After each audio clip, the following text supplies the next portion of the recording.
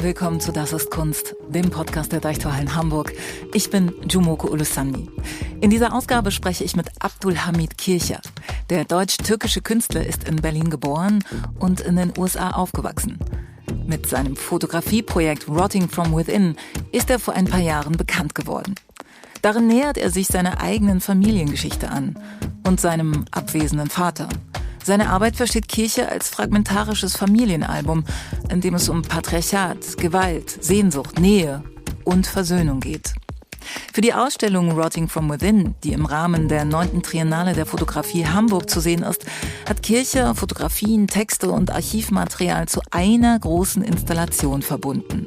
Es ist ein sehr intensives Gespräch geworden, in dem Abdulhamid Kircher von seiner Faszination für das Dunkle und Abgründige erzählt, das komplizierte Verhältnis zu seinem Vater beschreibt und erklärt, wie er Fotografie als therapeutisches Werkzeug einsetzt. I really just try to make work that is also helping me understand something or helping me process something.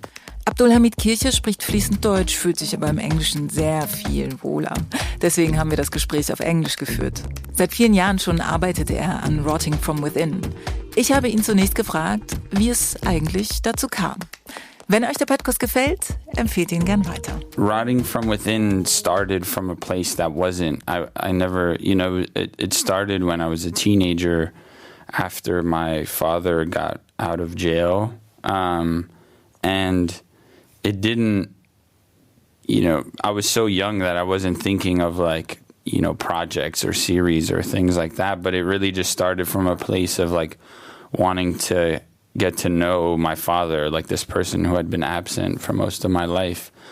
And it started from this place of just, I had just started making photographs and I became so, especially living in New York and growing up in New York, I became so fascinated by this idea of the underworlds or these worlds that most people don't have access to. So I think when my father went to jail for attempted murder and drug charges, he was selling drugs since a teenager, and then, at some point they caught up to him and he went to jail, and then when he got out, he was still very much in this world. And I think me being 16 and being so captivated by this sort of underworld, I immediately became so drawn to him because he just had access. It was immediate access to this world that usually takes a long time to maybe get access to. And so it started from this place where it was just sort of inspecting, I just had immediate access to a world of drugs and prostitution and violence and all these probably things I shouldn't have been exposed to, but I was so fascinated by. So that's sort of where it started, it really started. And if you look at the book, it's sort of, I don't know if you saw it, but it has this sort of loose chronological order, and you sort of see how I experience his world and then how the work changes and evolves into this new understanding. But it starts from a very pure place where I was just drawn to something, and that being my father's world. And maybe I should explain what else comes after, and then I'll explain the title. But I kind of have to, the title wasn't something that came to mind right away. The title was something that came later on. Right. So maybe we do a step backwards, because you have a German mother, you have a Turkish father. We're speaking English. So you grew up in the USA. How did that come about? You just mentioned that there was a long time lapse. You didn't see your father. Yeah. So what was... my mom was 15. My dad was 19 when they had me. Was always sort of, abusive to my mother. And then at some point we escaped and fled Berlin. And at that point he sort of lost his mind and really went off into the deep end, and then that's how he ended up, getting arrested for all these things. But when that happened, my mom met my stepfather at some point, like in a club, because my stepfather was stationed in Germany. He was in the military. And he was American. Yeah, he's Puerto Rican. Oh, right. But he grew up in New York, and is from New York. And yeah, so when they met, I was around 7 or something, and then we initially moved to like Wiesbaden first, because that's where he was stationed. And then we moved to New York when I was 8. Right.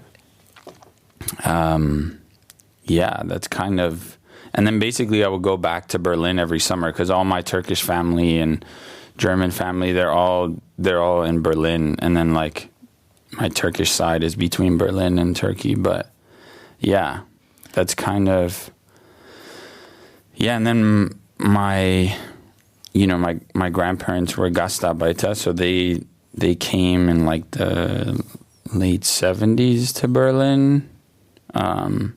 So like my father and his siblings were sort of the first generation to grow up in Berlin. Right. So you said that that was also a way of describing your series, or maybe you just mentioned that that's an ongoing project. So this is not something which is like finished at that point. At this point, you're showing it. It is growing, actually.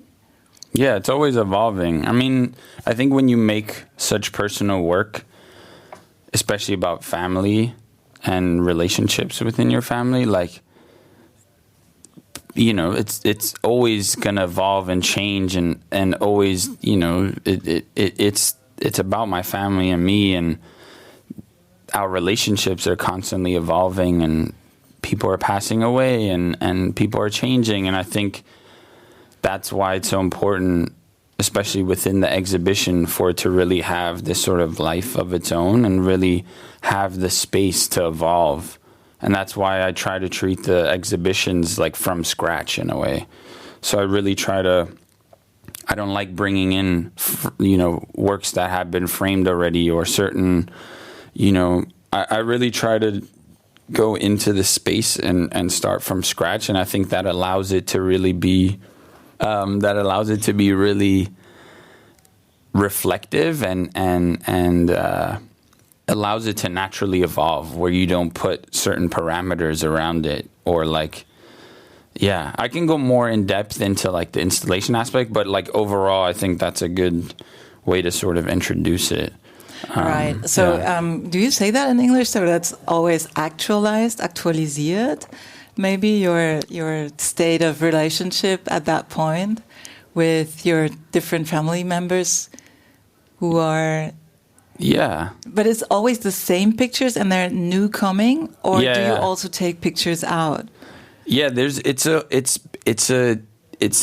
I would like to think of it as like a living archive in a way, because it's not just my work, it's also family photographs I collect. So like every time I go to a new, you know, if I meet a new family member or a relative I haven't met before, and then, you know, I usually try to like dig into their archive, and then they'll let me have a bunch of the images. So I've slowly, like while making my own version of a family archive, I've also been like recollecting an archive.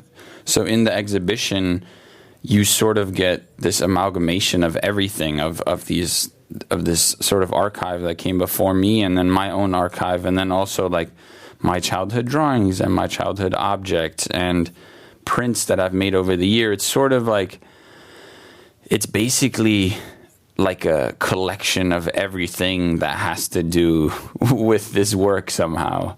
And I make, like, it's always a conversation between the past and the now in a way, because sometimes there'll be images that reappear that you've maybe seen in another exhibition, but it's almost like, you know, like evolving onto itself in a way, and really exploring like new mindsets or new ideas, and not trying to just stay, you know, even when I come into the space, I come in with certain material, but then I also have a printer, like a big physical printer there, that I can make prints on the spot, or I have a scanner there where I can scan stuff and like sort of like think about ideas in the moment. Mm-hmm. So rather than me just playing like Tetris in the installation, I try to approach it more from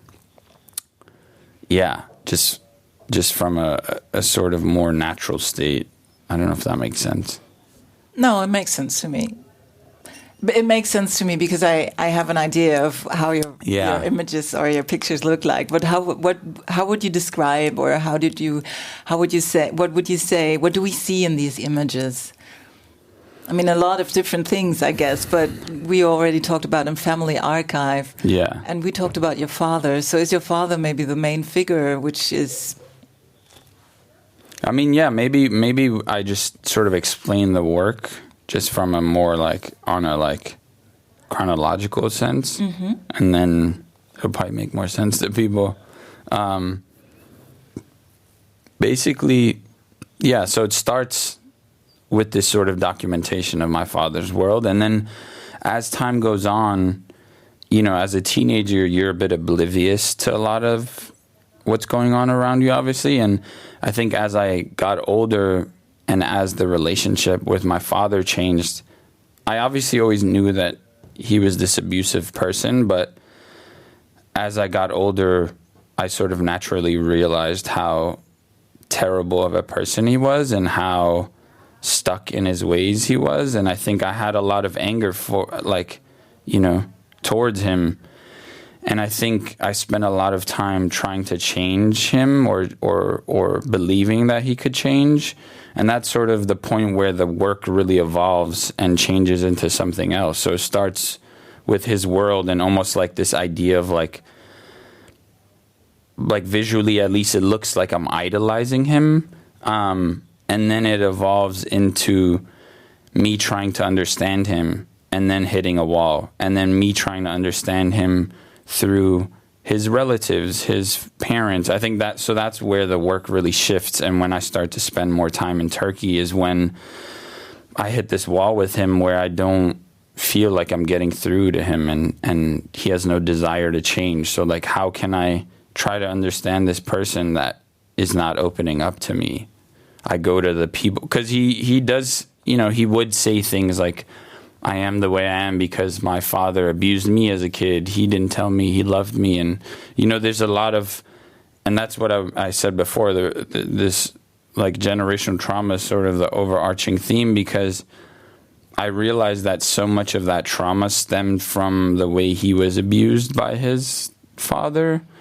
And, you know, obviously my grandfather wasn't the same person when I spent time with him in Turkey, but I was able to see certain patterns or certain ways. Like my grandfather, he never, you know, my father would always say this thing where like any little crumb that was left on the table or on the floor, like my grandfather would just beat them for any little thing, like try to find any little thing. And when I spent time with him there, it wasn't like my grandfather was beating me, but I was able to see certain patterns and tendencies. Like it was this constant surveillance. Like my grandfather would just sit on his chair and just be observing every little thing I was doing and commenting on every little thing or trying to put me down. And just little things like that made me realize to some degree of like what my father was experiencing and this sort of like surveillance he was living in. And naturally, I think when you grow up in a sort of environment like this, especially one that's religious, like my grandparents are very religious, you rebel and you're in this new city and you know there's just it's just a world that his parents didn't really understand and were obviously new to. And I think they like tried to create this like hyper control because they were in this new space in this new world where they had such little control because they were so new to it. So they try to hyper control their children, and then naturally the children are, you know, going against the grain. Mm-hmm. So that opened you up for your father in a way also? You said you tried to change him and then you saw what he had to endure as a kid or growing up. And yeah, I mean, it didn't... it's difficult when you know, at the end of the day, my father is a grown man, and his actions, like, even though I learned about his upbringing, at some point, that doesn't excuse your behavior. Right. And I think that's sort of what I came away with, is that I spent so much time trying to change him that I had to realize I just needed to let go. I just needed to understand that only he has the power to try to change himself. And if he doesn't put in any effort, then there's no point in me putting in any effort. So that's sort of where our relationship stands now. Does he actually like the way you portray him? He doesn't. This is like, people ask me this all the time, like, oh, what does he think about the work? And he's such a narcissist and so egotistical that he doesn't like, he can't see beyond himself. Like, when we had the exhibition in Berlin, it was sort of the first time the work was shown publicly, and he came with this insane, like, full Gucci, like, sweatsuit and, like, crazy sunglasses. He just came like this, like, superstar. And even though this work had so much trauma in it, like, all he could see was himself. Mm-hmm. And that was enough. There are times where, like, articles would come out and, like, he would be like, oh, like, why are you portraying me in this way? Like, why are you spreading my business online or something? And I'm like, he doesn't, like, see the bigger picture, or, like, he just tries to hyper focus on these things that have to do with him, and that's it. There's nothing beyond that. And is he maybe in a way also thankful for that? I mean, he has so much, like, so much stage to show himself. I don't know. You know, he never told me he was, like, proud of me, or he never expressed these things. So, was this something you were longing for? I don't even think I was longing for it, because I wasn't expecting it. But I think because everyone is always asking me that question, it makes me feel like I needed to long for that or something. Okay. And I'm not like, it's nothing against you. I'm just saying it whenever I do, like, these talks, that every, like, 90% of the time, the question is, what does your dad think about this work? And obviously, naturally, that's a normal question, but it's always like, it always leads me to a point where I think the answer is, like, kind of like a letdown, because he doesn't, like, you know, react to the work in a way I think people would assume or something. Right, but he lets you come very close to his life. Yeah. I mean, he's a narcissist. He's obsessed with himself. So, like, it's fitting that he would let me document him in this way, because he wants to be the main character. Yeah. So, when he came out of jail, was it something that you had to portray him, or that you wanted to approach him through photography? Was it something that was totally clear to you, or how did the first encounter, like, take place? I mean, I think it was rooted in I think photography in the end is what allowed me to even, like, form a relationship with him. I think I used to have trouble with saying that, because it felt very manipulative, or, like, very disingenuous. And over time, like, I've realized that, like, that idea is okay, and that if a certain medium is what allows me to get closer to people, that doesn't make our interactions fake. It just is the tool that allows me to enter a certain space, or drives me to a certain space. And yeah, so it started from this place where, like, photography was what drew me to my father. And is, like, I always like to think about, like, if I didn't have photography, I don't think our relationship would have ever evolved, and I don't know if I would have ever been drawn to get to know him. But then I think about, like, you know, then I don't think I would have spent the time I did with my grandparents. You know, all these things that sort of trickled down from that. I'm obviously really grateful for. So yeah, while I do have this like very double-edged like relationship with photography, I am forever grateful for like, you know, what it's sort of drawn me to and what it's opened up for me.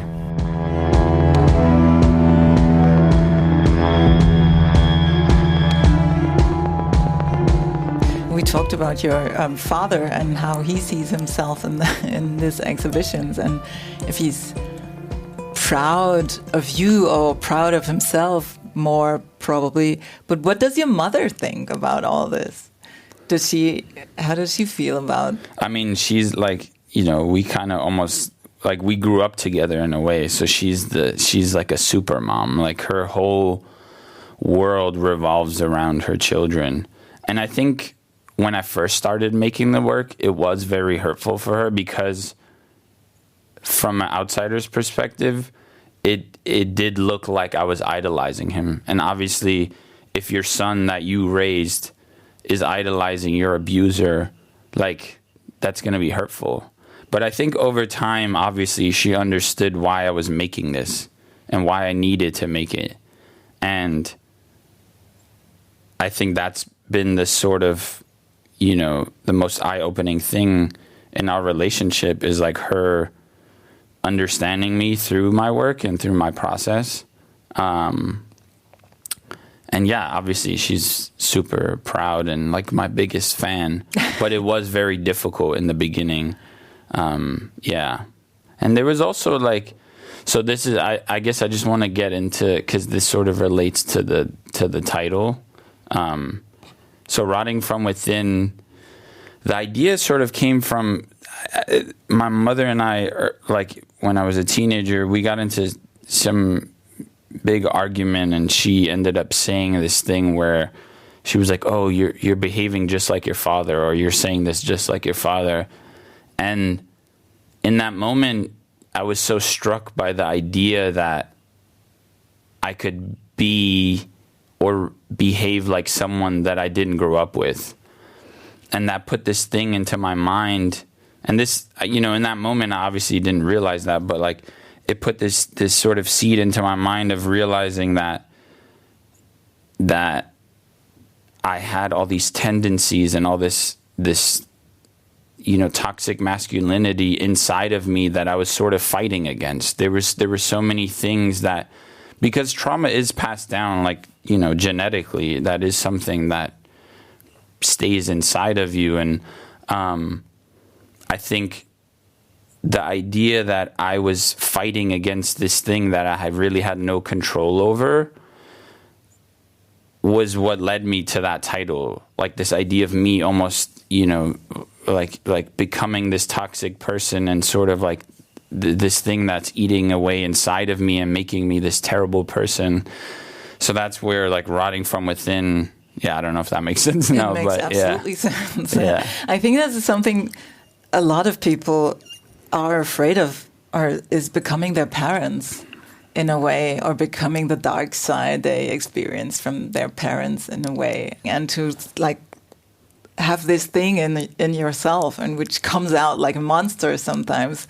Yeah, is something I can really relate to. Yeah, it's a really scary feeling, and I think me making this work is me trying to undo that.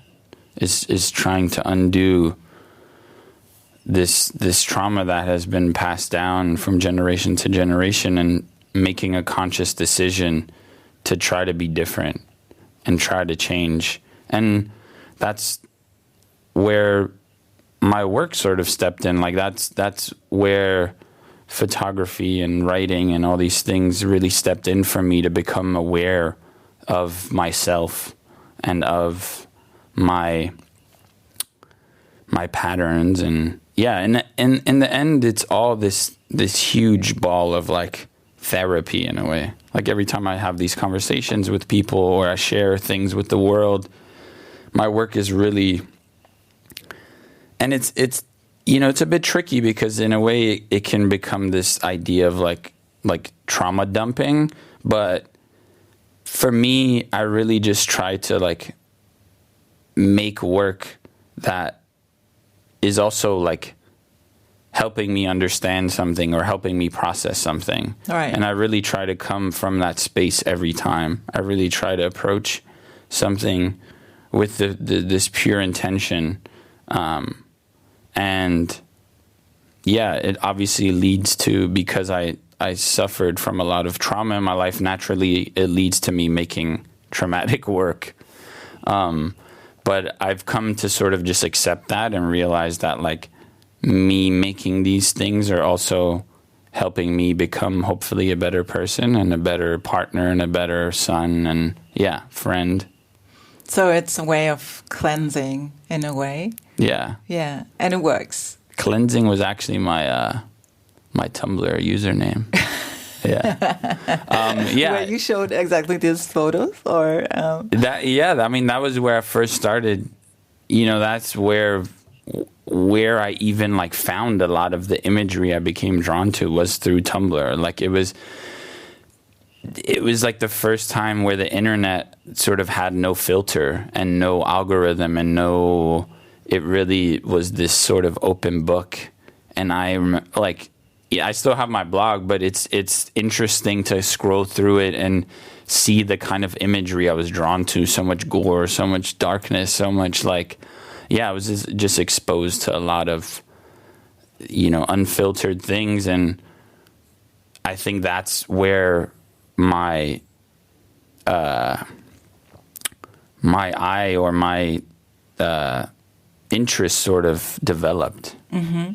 Yeah. And is that something, I mean, you described it like, let me say that term, maybe you don't like it, but, and then please correct me, but is it maybe like a therapeutic tool, photography, to maybe like a filter, which, how do you say verhindern, which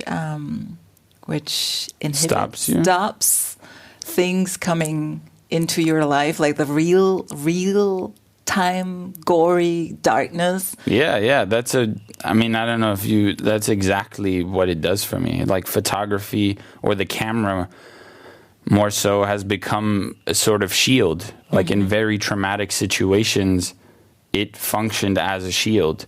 Seeing my father beat somebody up, seeing my dead grandfather's body being washed.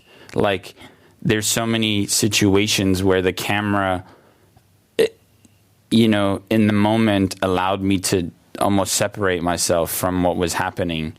And in a way, I also struggle with that because it allows me to not feel certain things immediately. And then, like, for example, when I made these photographs and this is one of the photographs that are new and is going to be shown for the first time is at the exhibition here in Hamburg, is this photograph of my grandfather's body being washed before being buried.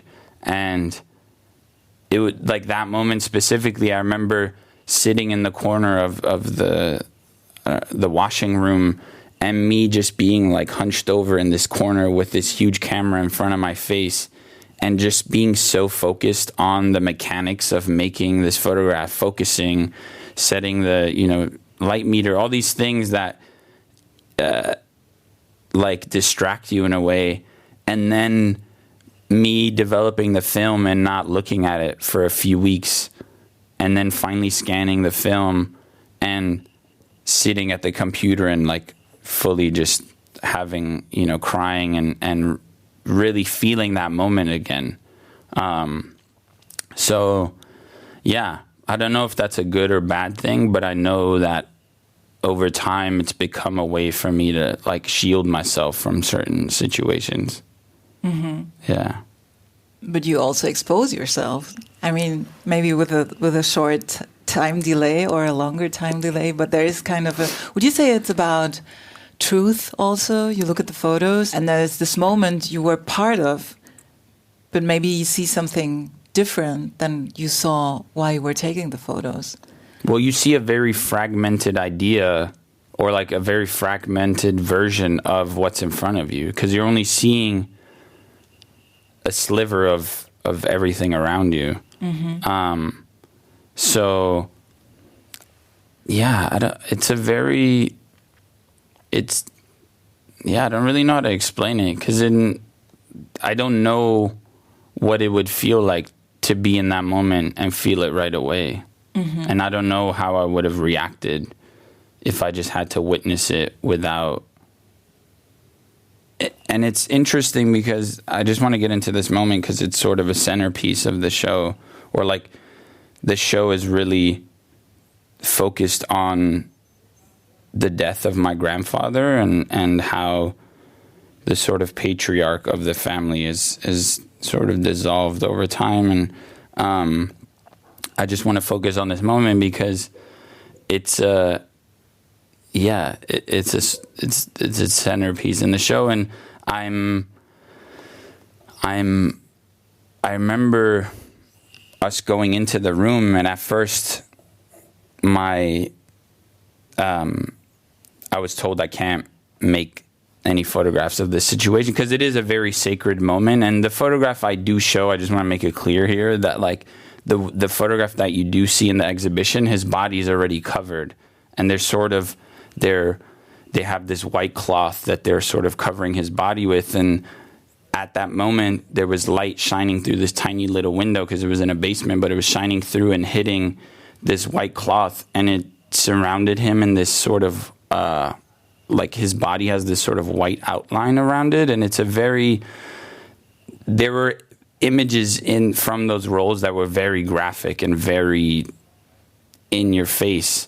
And I had to remind myself that this was such a sacred moment that wasn't even really supposed to be photographed, that I needed to choose one that sort of felt a bit more ephemeral and it felt a bit more metaphorical in that sense. And in the photograph that is shown, you see this sort of outline of his body, but you don't see the full thing. I asked you if it's a kind of truth. In my imagination, I kind of see like a halo. So that's maybe something really sacred. Yeah. Or it's playing with this image. I mean, I think when something is happening, it's happening so quickly that sometimes the beautiful thing, obviously, within photographs is that you capture a very specific moment. So I'm always imagining like experiencing something, but not being able to really appreciate it to a certain degree because it's happening so quickly. Mm-hmm. And that's obviously the root of my obsession with making photographs, you know? It's like it's an obsession to like hold on to everything and keep it, but in a very, at some point in my life, it really became a toxic thing for me. Like this obsession ruined a lot in my life because instead of me living in specific moments, not just sad ones, but also happy ones, I always felt like I needed to document that moment. And it got in the way a lot of the times, you know, and it also can function as a shield in these very like happy moments, you know, and I think I really had to learn how to have a healthy relationship with photography, because at some point it overtook my life to a point where it almost felt like I was becoming a shell of myself and wasn't there anymore. Like I wasn't present. So what did you do to change that? I don't know. I think it was just getting older and realizing that like things are going to change and evolve around you, and that you just have to like accept that, and that you can't capture everything. And it was literally like there wasn't something specific. I think it was just about constantly reminding myself that things are going to happen around you that you can't hold on to, mm-hmm. And that's okay. Mm-hmm. And obviously there's still times where those things could upset me or trigger me, but like it used to be so bad that I was in this constant like downward spiral. Yeah. Well, you became known to a wider audience through a very personal and intimate story about your family and your relationship with your father. which is also very traumatic. And I mean, that's so out there. Yeah. For everyone to see and to talk about. How do you deal with that? Do you sometimes need to distance yourself also from that in a way? I think the beautiful thing is when you make something so personal and so honest, is that people can feel that and people can relate to that. So even though my situation is hyper-specific and that world is hyper-specific, when people feel the truth in something, I think it's much easier to relate it back to themselves. So it's been beautiful to experience other people that have struggled with their fathers, like coming up to me and having conversations surrounding that. And I think once you let go and just let it all out, it's almost more freeing than just holding on to it. Because that's what I did for a long time. I was making this work for like 6-7 years before I ever showed the work to anyone or showed it publicly, you know, like it was this sort of like luggage that I was carrying around with me. And I think when you hold on to something for that long, especially something so personal and so traumatic, it really weighs down on you. And so for me, it's been a beautiful experience to just let go and not even think about like, you know, what does it feel like to put yourself completely out there and share all these things? I think that's sort of the beauty of it, is that, you know, people relate to real things. And, I'm very, like, at least for me personally, like that's the kind of work I'm drawn to. And the kind of things I want to experience and see. So, do you see that kind of work from other photographers? I mean, I think everyone processes things differently. You know, I don't really like to compare myself in that way, but. Or are there other photographers? Do you have like this intensity you see and you think you can relate to that? Yeah, I mean, there are certain artists that I'm like really drawn to. Not even like, obviously there's so many amazing photographers and artists, but I think what I'm drawn to in the end is really this idea of process and like how, like for example, when I was younger, I mean, I still love Araki. You know Araki? Nobuyoshi Araki? No, I don't know. He's one of the most famous Japanese photographers, but he, you know, a lot of people know him for this sort of bondage work. I'm sure you've seen it, like these women tied up in bondage, hanging from ceilings and stuff. But he's like this person that became so obsessed with photography that he literally documents every single aspect of his life, his breakfast, his walk to the grocery store, like every little thing is documented. And I think when I was, you know, at that point where I was so obsessed with photography, something about that felt so, it wasn't even inspiring, but the idea that someone could survive and live for that long with that obsession was really interesting to me. And he made these like beautiful bodies of work about the death of his cat. Like it's like one of the few books that like made me cry, because you really feel the purity in the photographs. Like they're very bare bones. They're not trying to do much more than just document what's happening in front of him. And, you know, the same goes for, you know, he has this other project called Sentimental Journey, where it sort of documents the relationship with his wife and her slowly dying. And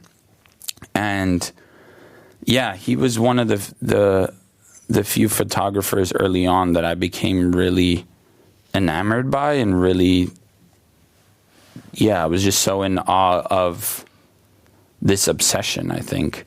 Another person that I was like obsessed with was like Diane Arbus. I don't know if you know her work. Yeah, I know her. Like she's obviously, you know, sort of problematic, but I think deep down, and this is also because I read her biography, like she became so obsessed with photography that it led her into these specific situations. Like, that idea was interesting to me, that she came from a very different background and then became so obsessed with, you know, this sort of underbelly of New York that she really, you know, and in the end it was sort of her demise also, like that obsession. But yeah, I really, like, when I look at the photographers that I'm, like, you know, like inspired by or whatever, it really comes down to more like that obsession and like the process.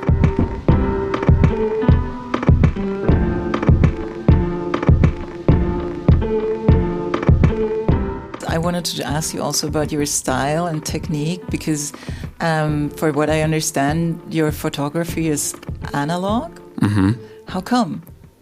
I think it's all I ever kind of knew. It just became, I was, you know, fortunate enough early on to have people that, you know, I used to intern at this like street casting agency, and instead of him paying me, he would basically pay for like 3 rolls of film every week to like, and he bought me a camera, but like he would pay for the film and the developing. And I think from early on, I was able to somehow just shoot film that it became my only way of really like taking photos. Like I think I really love the limitations as well, right? Because I'm the kind of person that gets overwhelmed really easily. And I think the idea with digital or whatever, because there's this endless possibility of editing a photo or adding things to it, that I really love that I only have these specific film stocks that I can shoot on, and I'm limited to that ISO, and then I'm limited to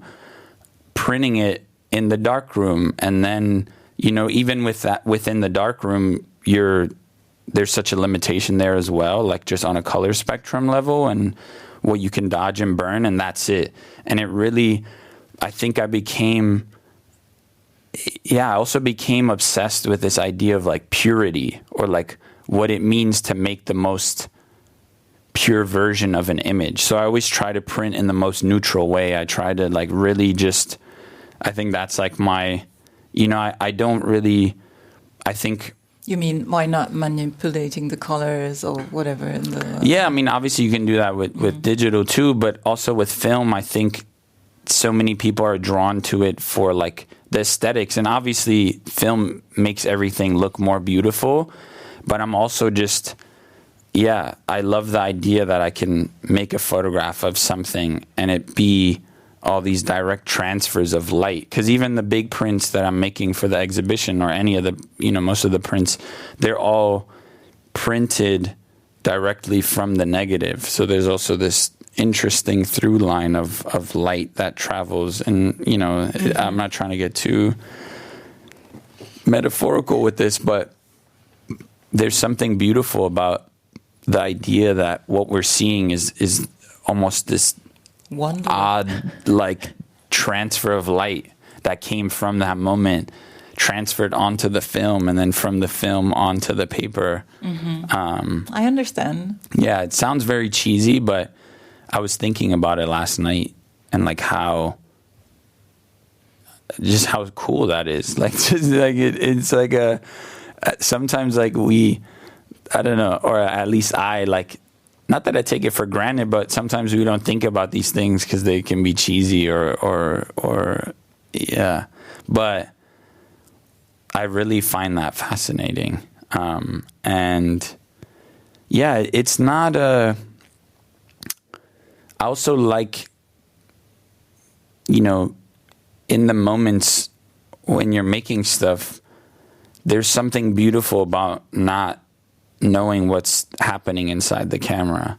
There's something, especially once you get into like making photographs at night or in these dark situations, the camera really experiences what's happening in front of you very differently than it looks through your eyes. And there's something beautiful about just being in the moment and not, you know, taking a photo and then looking at your screen or whatever. You know, there's something beautiful about just trying to be in that moment and,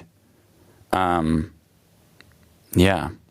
And in a way, silence in yourself, and then like seeing what you captured in a way. Like yeah. Something. It's like a little wonder, I guess. Yeah, it's a beautiful surprise too, and sometimes it's disappointing, but sometimes and most of the times it's, yeah, such a beautiful experience that I feel like, not that I've taken for granted, but I think the longer you're making stuff and the more you're shooting and the more film that you're shooting, the less you sit back and appreciate that idea. Mm-hmm. And yeah, again, it sounds kind of cheesy, but I love that aspect of it. We just talked about the series you are going to, or the body of work you are going to show in the exhibition, but you're also showing a book, which is called New Genesis. Mm-hmm. And so who or what is this body of work about?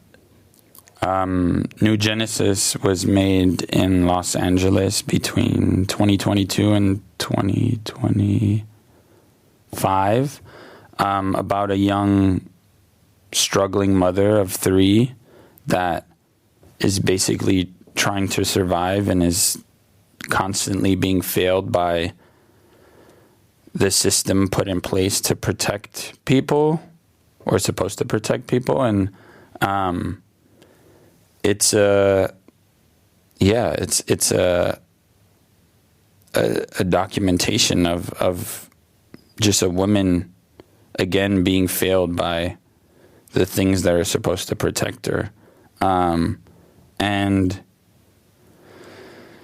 so How did you meet that mother? Who is that? So Sierra Kiss is the young mother in the book, and we just met through Instagram. Like when I first moved to LA, coming from New York and having access to so many people all the time, I really was yearning for that human interaction again and just making portraits of people. And my partner sent me her profile, and then I just wrote her and was like, hey, like, I just thought she looked interesting and was like, hey, I would love to photograph you. And then from the first moment we met, I could just feel something there. Like I felt that there was something else happening here that I didn't have immediate access to. And was this something you could relate to, like a mother?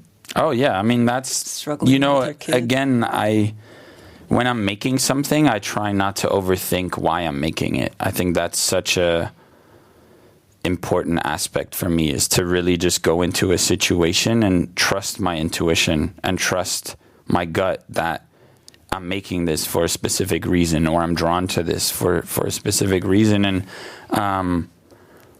obviously over time I realized that like that stemmed like me wanting to make this work about Sierra and her life stemmed from witnessing my mother being abused and her not having anyone to protect her or to help her. And when I met Sierra, it wasn't about me trying to particularly like save her or like change her life in this way. I just saw that there was this young mother that literally had no one and was just surrounded by abusive partners, that I wanted to just be there for her in the simplest form, just for her to have someone that she could rely on, or someone that she could call to take the kids to school or take her grocery shopping or take her to a doctor's appointment. Like it really came down to that. But obviously, so you became her friend. Yeah, that's at the end of the day, that like that's what it is, and it's obviously tied. I think people sort of question that idea sometimes, because I think photography is inherently problematic because it's a voiceless medium, and it's you're pointing something at someone and you know, showing their life from your point of view or specific sliver that you're interested in. And so in the book, before we go into other things, in the book, what I realized is that I didn't, like, this young mother is already so voiceless and powerless in this world that in the book, we needed to make sure that she wasn't voiceless. So in the book, you have these photographs and this sort of documentation of her life, but at the bottom of the page, you have all her writing throughout the book. So any text in the book is all hers. And that was, all the text was drawn from her Instagram. So on Instagram, on a daily basis, she used Instagram as a diary in a way. She would post anytime she was having a feeling or just went through something traumatic or something was bothering her. She used Instagram as a way to let go of these feelings or like put them out into the world. And so I was, you know, over the 4 years that I was making this work, I was also collecting these screenshots of her Instagram stories. So when it came time to make the book, I had like 700 screenshots, and we slowly built a language around her writing. So we pulled all the text out of the screenshots and then found a rhythm and a sort of like, you know, we really wanted her presence to be felt while you were looking at the photographs. So the text isn't necessarily explaining what we're seeing, but it's explaining or putting you into the headspace of her in a way, or of the things that are, you know, happening, and her mental health journey and the things she's thinking about. I don't know, that it's a very, you know, text within photography books can always be a bit tricky because usually it functions as a way to explain what we're seeing, or that's, you know, historically, I think that's where text usually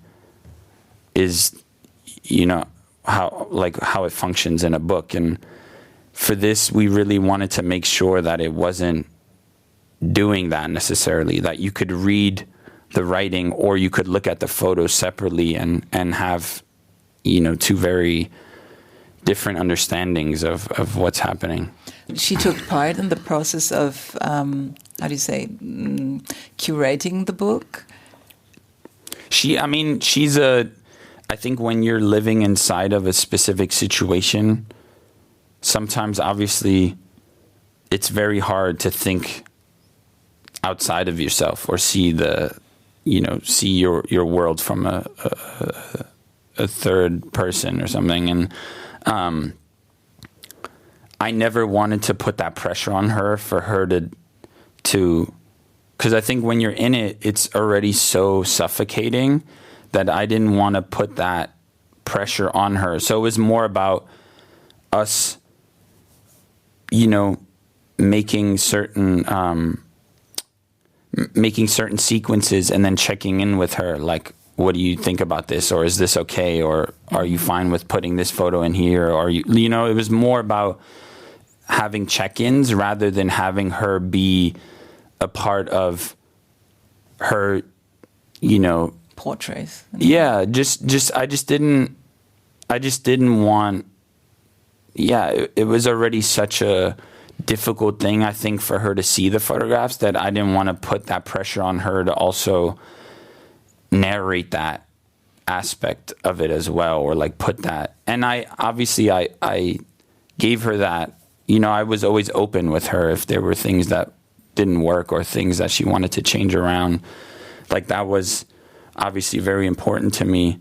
But yeah, it's tricky when, obviously, like, when you're making something about a real person that has real feelings. And that is also, I think what we need to remember is that I think a lot of the times when we see a book, we think of it as the past. We think of it as this thing that has somehow been resolved. And the reason why we try to put out, you know, because a lot of people are like, oh, why are you putting this book out so fast? You just finished taking the photos or whatever. Obviously, I'm still making photographs of her, but people were asking me that. And then I came to that conclusion to put it out because I really wanted to be able to actually change her life in some way. Mm-hmm. So like me being there for her and doing all these little things, like, sure, that's fine. That's helping her, survive somehow. But like, I really wanted to put out this book to spread awareness and be able to raise money and really have a platform and a visual like understanding for people to do that next step, for me to be able to raise money so we could move her out of LA and move her to a place where she can be safe, and for the kids to be safe. And I think, and all this stuff, I think it's a sort of complex thing, because I think naturally when people hear me saying this, or when people read about these things, it may come off like I have this sort of like savior complex, or like I'm trying to save her. But I know her enough that it doesn't need to be that. I know her enough that this is something that she wants. I'm not forcing this on her. I'm not making her do something that she doesn't want. And I think for me, it's about opening up that opportunity for her to have that. If she wants to move, if she wants to get out of a situation, if she wants to do these things, that opportunity is there. And I think that's what's important for me, is that I can open that up for her somehow. So did something change in her life after? Yeah, so we launched the book on April 19th in New York, and I had it was an artist talk and or like a conversation between myself and this photographer, Donna Ferrato. And the evening sort of functioned as this conversation, but also a fundraiser. So we raised over $10,000. And it was a way to spread, I think. So I also invited, a person that could bring a more statistical or like factual understanding of the world we're living in, and the world that women are living in America, and the, just statistics surrounding abuse and domestic violence and all this stuff. Mm-hmm. So that evening was a way for us to raise money to actually do the things that I would have already tried to do if I had the money, Mm-hmm. So now with this money, we can get her out of LA. I don't want to say where we're going, because it's, just for privacy reasons and to protect her, but to move her and the kids away and really just have a fresh start.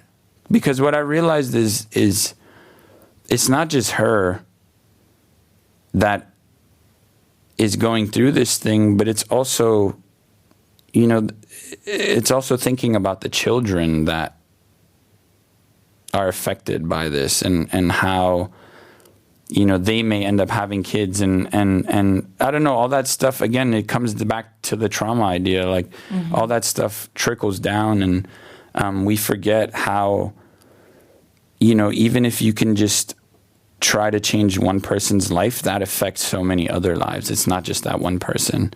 And sometimes, especially for me, like I'm not I think celebrities or really very rich people can make a bigger difference and can really change a lot of people's lives. But for me, it was important to just, focus on this one person that I know that I had immediate access to, and that I could really see, and that I could really feel. And for me, that's such a beautiful thing to realize, is that I can, through my work, I can also not just change my life and my, relationships with my family and the people around me, but that I can also try to do that for somebody else. And yeah, it's been a very eye-opening experience to like make something about somebody else, because it's all I've ever known is just making work about myself and processing things in my life. But it's beautiful to know that photography also has the power to make a change somehow, you know? I think we're so overstimulated in this day and age with content and with imagery that sometimes we just become numb to it, and we become so used to it that it doesn't affect us anymore. So that's been a really beautiful thing. Sharing this physically with people in a book form is like seeing people experiencing it in real life and going through it and reading, and especially women that have also suffered from abuse or have been in traumatic situations, like really relating to Sierra and to, you know, even though, again, it's such a hyper-specific story about her life, people can feel that pain and people can relate to that pain. And that's been, it's been really beautiful. And also just to like, I don't know, I'm kind of rambling here because I think this is a very sensitive subject matter, and I just want to make sure that everything is sort of being spoken about. But sure. Also,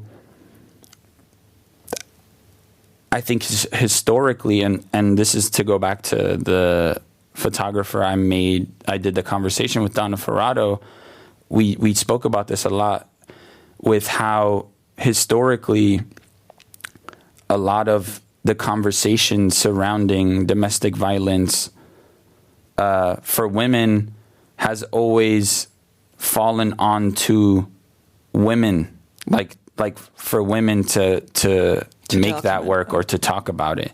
And obviously other women are going to feel more safe with women, especially if they were abused by men. So, you know, naturally that's how it's going to happen. But I think for me, it's also about, like, as a young man, like, taking responsibility and not even doing work for other men, but just that men are also, you know, at the end of the day, men are the root of that pain, you know, and I think it's also our job to be part of these conversations and to speak about these things and not just rely on women to have these conversations. Because I do believe that, and this is like very hard to say right now because the world is in such a terrible place, but I do believe that we have a younger generation of men, at least men that I'm surrounded by, that are very conscious and very self-aware and are trying to be better men and are trying not to pass down these specific patterns. So, yeah, that was a sort of long rant, but I think that sort of puts everything into context. That's a beautiful ending. Yeah. Thank you very much for your time. Thank you. In der Arbeitsweise von Abdulhamid Kircher wird deutlich, dass Fotografie für ihn nicht nur ein Denk- und Erfahrungsraum ist, sondern auch persönliches Wachstum und Verantwortung bedeutet. Alle weiteren Informationen zur Ausstellung ROTTING FROM WITHIN und zur 9. Triennale der Photographie Hamburg findet ihr in den Shownotes. Vielen Dank fürs Zuhören und bis zur nächsten Ausgabe von Das ist Kunst, sagt Jumoke Olusanmi. Das ist Kunst ist eine Produktion der Deichtorhallen Hamburg in Kooperation mit Byte FM. Redaktion Priska Dolling, Gabriela Basso und Matthias Schönebäumer. Die Musik kommt von Alex Blanke. Das Logodesign stammt von Gabriela Basso. Moderation und Produktion Jumoke Olusanmi.